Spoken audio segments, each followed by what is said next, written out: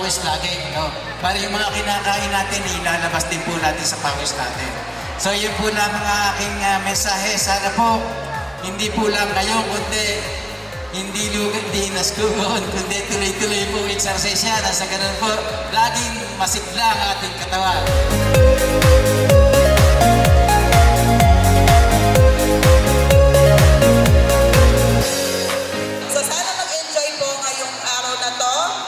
Lahat po ng ating mga activities, i-share nyo po sa mga malalaman nyo, especially sa ating pong special partner po sa ngayon, ang Asian Medical Hospital.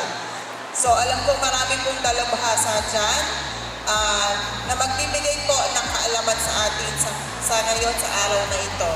So sa inyong lahat, maraming salamat po sa pagdalo at magandang umaga.